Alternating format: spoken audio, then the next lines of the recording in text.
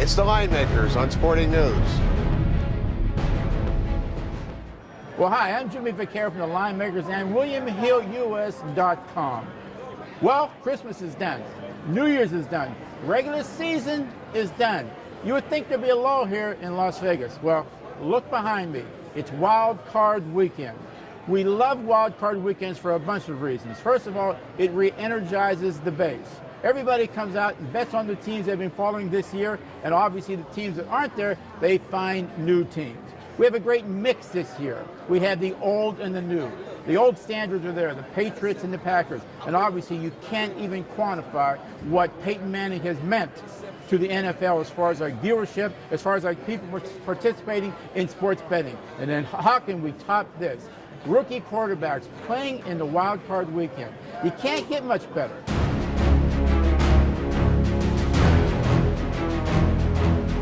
Thanks, Jimmy. We're behind the scenes here at the South Point Racing Sportsbook with Sportsbook Director Bert Osborne, and he's got the whole control system here dictated to help him shape his opinion on what's going to happen this weekend. He's looking at all the bets coming in from all his satellite properties, all his bets coming in from the counters right here at his own sportsbook. He's looking at numbers that are coming in across the world, inside of Nevada, inside of Las Vegas, and he's all got to do it in a split second while also doing halftimes of college basketball games.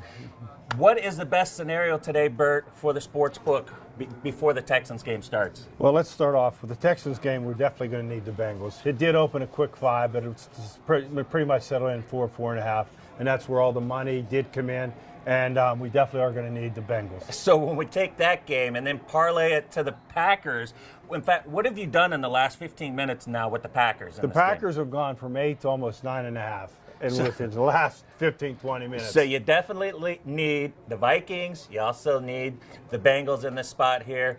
That'll be your best decision, but it doesn't always work out that way, does it? No, you could come back here next time and we could be flipped around, flipped over, and we could be going the other way. Stay tuned for part 2. We'll talk about halftimes.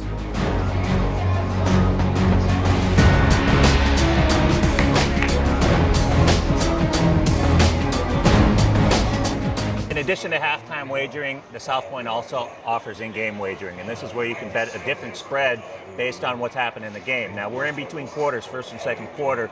It's 3-0 Texans, but the Texans are driving.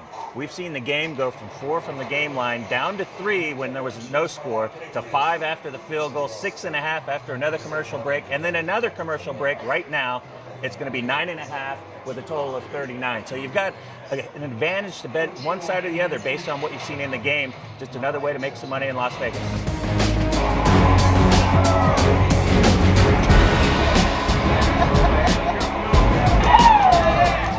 Well, here we are headed to halftime. You think there's nothing going on at halftime anymore with Wild Card Weekend? No, there's a halftime bet. Used to be, we didn't do that. But then as the 80s progressed into like whetting the appetite of everybody out there, we've created a halftime bet. You can bet on the side total. This includes the third and fourth quarter. Never a dull moment. You know what, let's go back to Micah and Bert in the back and see what the South Point does with the halftime bet. We're here at halftime with Bert Osborne, Sportsbook Director at the South Point. Behind the scenes here as he's getting ready to set up a halftime line. Now, Bert, we're looking at the Texans up 9-7 at halftime. They were a 4-point favorite by the time you closed, 42.5. What'd you do with the halftime line here? Well, what we did is we put up 3 flat and 20.5. And I've noticed now that we've moved a little bit of the money to 3 minus 15 a favorite. Now, do you book this as a separate entity, or are you kind of doing a little shaving off what you did in the game itself? No, we're booking it more or less just as another game. All right, that's Bert Osborne at halftime. Check you in a while.